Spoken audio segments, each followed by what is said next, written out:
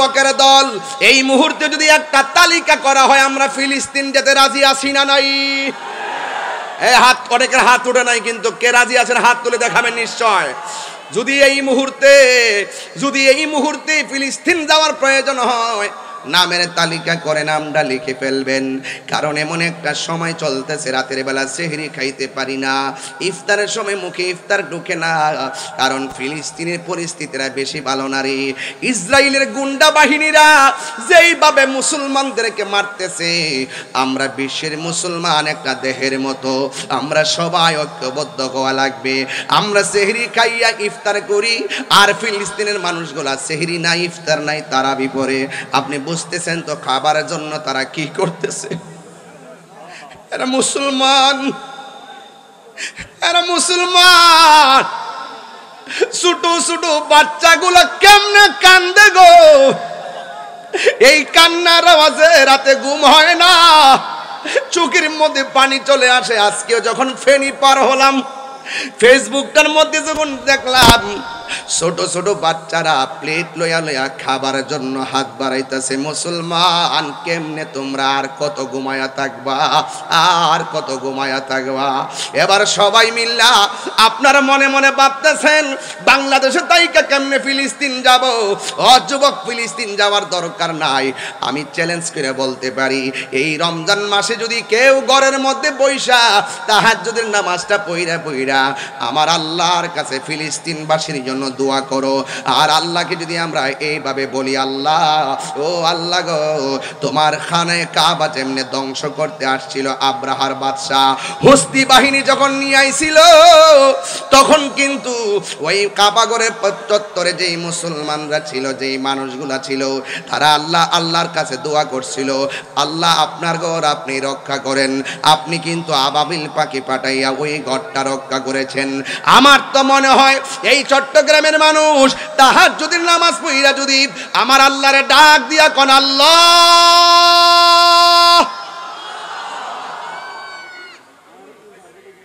আল্লাহ, ও আল্লাহ গো, আমার তো মনে হয় তাহাজ্জুদের নামাজটা পড়া চোখের পানি ফেলাইয়া ডাক দিয়া যদি আল্লাহ মুসলমানদেরকে তুমি রক্ষা করো, বা মুসলমানদের প্রথম কিবলাকে তুমি রক্ষা করো, আমার তো মনে হয় বাংলার জমিন থেকে অস্ত্র নিয়ে ফিলিস্তিন যাইয়া ইসরায়েলের গুন্ডা বাহিনীর বিরুদ্ধে যুদ্ধ করা লাগবে না।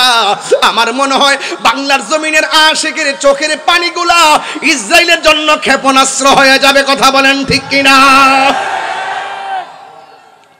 এই জন্য যুবক ঘরে বসে বসে দোয়া করেন, আর আল্লাহর কাছে বলেন, আল্লাহ মুসলমানদেরকে তুমি রক্ষা করো। ছোট ছোট বাচ্চারা কি কই জানেননি? ঘুম আসে না রে, ঘুম আসে না। ছোট ছোট বাচ্চাগুলা বলতেছে, বোমা খাইয়া গ্রেনেডের হামলায় বইরা বাপকে হারাইয়া রক্তাক্ত শরীর নিয়া ওই ছোট ছোট বাচ্চাগুলো আমার আল্লাহরে ডাক দিয়ে কই, আল্লাহ, ও আল্লাহ, দুনিয়ায় বিচার দেওয়ার জায়গা দেখতে না গো আল্লাহ, তুমি আমাদেরকে রক্ষা করো। বিচারটা স্বয়ং আল্লাহর কাছে দিয়ে দিচ্ছে। এই ফিলিস্তিনের ছোট্ট ছোট্ট বাচ্চা বুলেটের সামনে কেন দাঁড়ায় যায় জানেননি? ওরা ডাক দিয়া কয়, ইসরায়েলের গুন্ডা বাহিনী, শোন শোন, আমাদেরকে যা মারতে পারিস মারতে থাক, কিন্তু একটা কথা মনে রাখিস, কিয়ামত পর্যন্ত আমরা রক্ত দিতেই থাকবো। এই রক্তের বদৌলতে মসজিদে আকসা আমরা রক্ষা করব। কথা বলেন ঠিক কিনা? এরা যদি সামনাসামনি এমন ভাবে জীবন দেয়, আমরা কি দুই হাত তুলে তাদের জন্য দোয়া করতে পারি না? এবার দুইটা হাত উপরে তুললা কোন, আল্লাহ, এ আওয়াজে মানি না, জোরে বলেন আল্লাহ, আল্লাহ, আল্লাহ, ফিলিস্তিনি মুসলমানদেরকে রক্ষা করো। এই জন্য হাতটা নামায় কন্যা আমিন। আর মায়ার সুরে কন্যা আমিন। এই মসজিদ আকসা কেমন ঘর জাননি? এটা হলো মুসলমানদের প্রথম কেবলা। এই ঘরটা কেমন জাননি? ওই দেশের মধ্যে বহুত নবীগণ হিজরত কইরা গেছে, আশেপাশে ওই নবীদের মাজারের অভাব নাই। এই মসজিদটা কেমন মসজিদ জাননি? এই মসজিদটার পাথরগুলো দুনিয়ার ইটা বাটার কোনো পাথর নয়, কোনো রেল লাইনের কোনো পাথর নয়, ইন্ডিয়া কিংবা সুনামগঞ্জের পাথর নয়, জাফলংয়ের পাথর নয়, পতেঙ্গার পাথর নয়। এই মসজিদ আকসার পাথরগুলা সমুদ্রের নিচ থেকে উঠানো হয়েছে। কোনো মানুষের পক্ষে ওই পাথর তোলা সম্ভব না। ওই পাথরগুলো কোনো মানুষ মেশিন দিয়া তোলা সম্ভব না। এই পাথরগুলো আমার আল্লাহ বড় বড় জিন দিয়া নিচ থেকে পাথরগুলা তুলছে।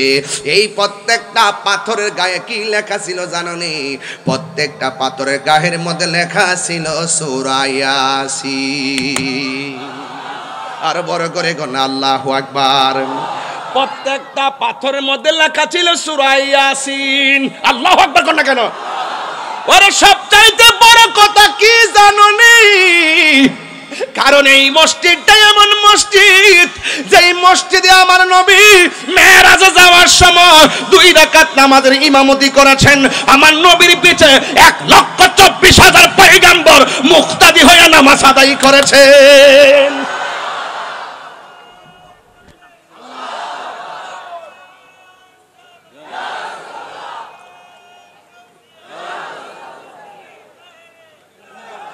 মুসলিম বিশ্ব জাগো জাগো শুনো ফিলিস্তিনিদের চিৎকার।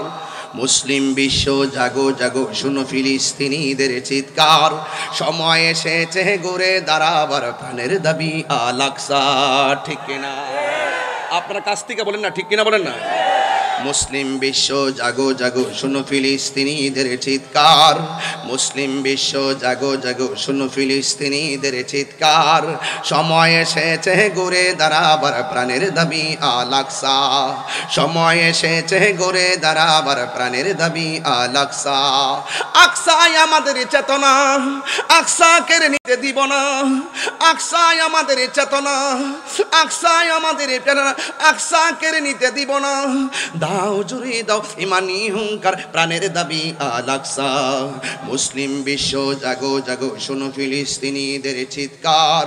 মুসলিম বিশ্ব জাগো জাগো শুনো ফিলিস্তিনিদের চিৎকার।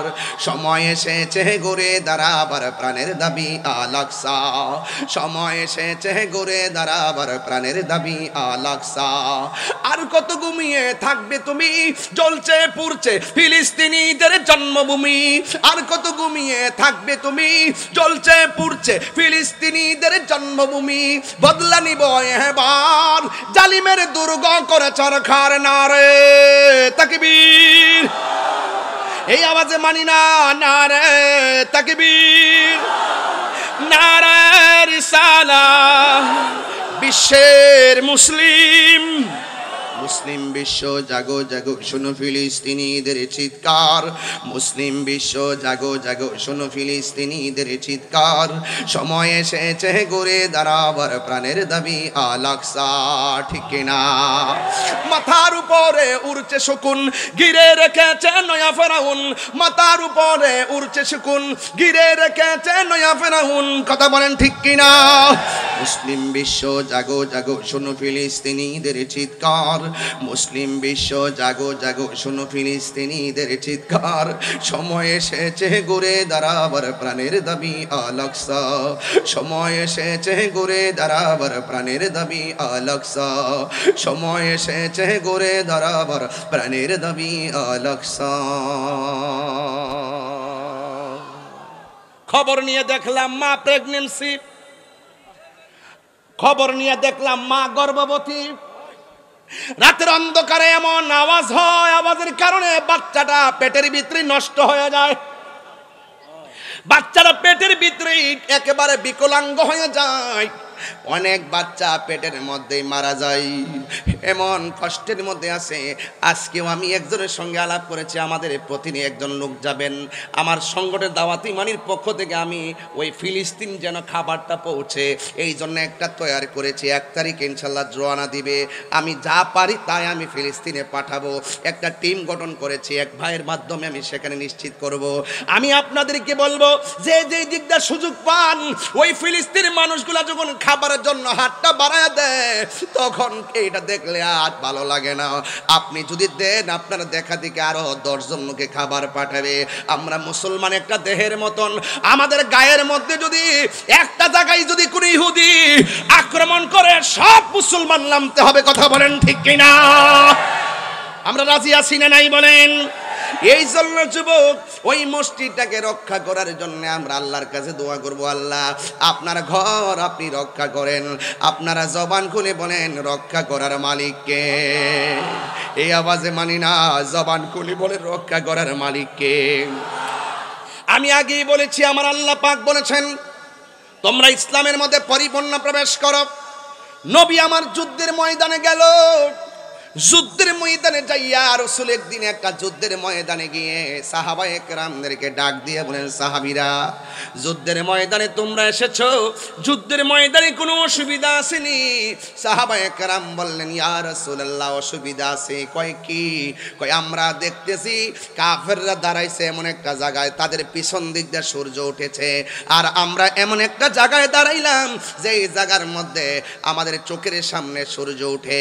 আমাদের চোখে যখন সূর্যটা লাগে, ওরা যখন পাথর মারে আমরা দেখি না, ওরা যখন তীর মারে সূর্যের আলোতে আমরা সহ্য করতে পারি না, দেখতে পারি না। এবার সাহাবায়ে কেরাম কথাটা বলতে দেরি, আমার নবী আপনার নবী 2টা হাত আমার আল্লাহর কাছে বাড়াইয়া দিলেন।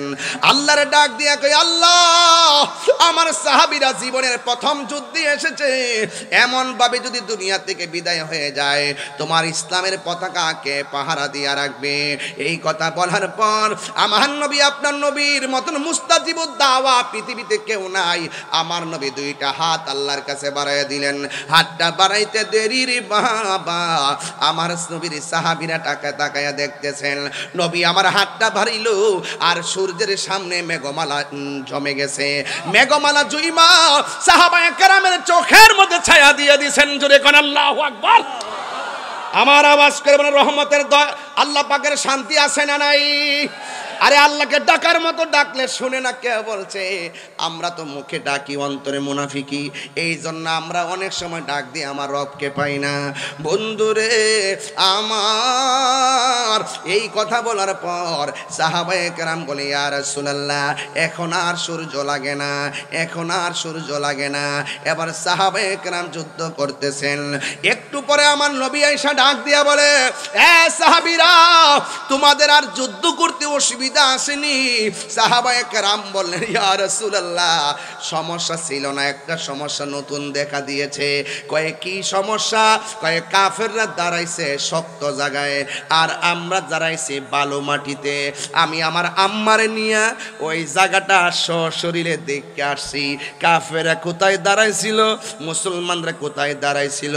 একটা সুন্দর মিনার আছে, ওই মিনারের ভিতরে ওই যুদ্ধে যতটা সাহাবী শহীদ হয়েছে সবার নামের তালিকা লেখা আছে। আর একটা জায়গা আছে সাদা, ওই জায়গাটাও আমি দেখে এসেছি। ওই জায়গার মধ্যে আমার আল্লাহ মুসলমানকে সহযোগিতা করার জন্য আসমানি ফেরেশতা পাঠায়া দিয়েছে। আরো বড় করে বলে না সুবহানাল্লাহ। আমার নবী ডাক দিয়া বলে, সাহাবীরা আর কোন সমস্যা আসেনি? ওই সাহাবীরা বলে, ইয়া রাসূলুল্লাহ ইয়া হাবিবাল্লাহ ওরা দাঁড়াইছে শক্ত মাটিতে, আমরা দাঁড়াইছি বালু মাটিতে। ওরা যখন ঘোড়া নিয়ে দূর দেয় বালু উঠে না, আর আমরা যখন ঘোড়া নিয়ে দূর দেয় ঘোড়ার পায়ের কারণে বালু উঠে। বালুর কারণে আমরা তীর দেখি না, বালুর কারণে আমরা কাফেরদের পাথর দেখি না। চোখের সামনে অনেকগুলা সাহাবী শহীদ হয়ে গেছে, এখন এইভাবে শহীদ হয়ে গেলে দিনের পতাকা তুলবো কেমনে? এই কথা বলার পর আমার নবী আমার আল্লাহর কাছে দুইটা হাত বাড়ায় দিছেন। আল্লাহর কাছে দুইটা হাত বাড়ায় কয়, আল্লাহ আমি নবীর সাহাবীরা এরা দুলাবালির কারণে তীরের আঘাত দেখে না, একের পর এক শহীদ হইয়া যাইতেছে। আল্লাহ রাব্বুল আলামিন কোরআনের মধ্যে বলে দিয়েছেন, ওয়ালাকাদ নাসারাকুমুল্লাহু বিবাদরিন ওয়া আনতুম আযিল্লা। আল্লাহ যে সাহায্য করেছেন, আমরা যে বিপদের মধ্যে ছিলাম আল্লাহ সাহায্য করেছেন, বয়ান করেছেন। আল্লাহর হাবিব যখন আমার আল্লাহর কাছে দুইটা হাত বাড়াইয়া দিছে, তখন আমার আল্লাহ রাব্বুল আলামিন আসমান থেকে মুষলধারে বৃষ্টি নামাইয়া বালুর জায়গাটারে শক্ত বানাইছে, আর শক্ত জায়গাটারে পিচ্ছিল বানাইয়া দিছে। কাফেররা ষড়যন্ত্র কইরা এমন একটা জায়গা বাছাই করছিল যে জায়গার পিছন দিক দিয়ে সূর্য ওঠে, আমার আল্লাহ ছায়া বানাইয়া দিছে। এমন একটা জায়গা বাছাই করছিল যে জায়গাটা শক্ত জায়গা, আমার আল্লাহ বৃষ্টি দিয়া জায়গাটারে পিছলা বানাইয়া দিছে। এই জন্য আমি প্রায় মাহফিলের মধ্যে বলি, ওয়ামাকারু ওয়ামাকারাল্লাহ। সবাই সবাই একদম বড় করে আওয়াজ করবে, আল্লাহকে ডাক দেন, খোলা আকাশের নিচে ডাক দেন।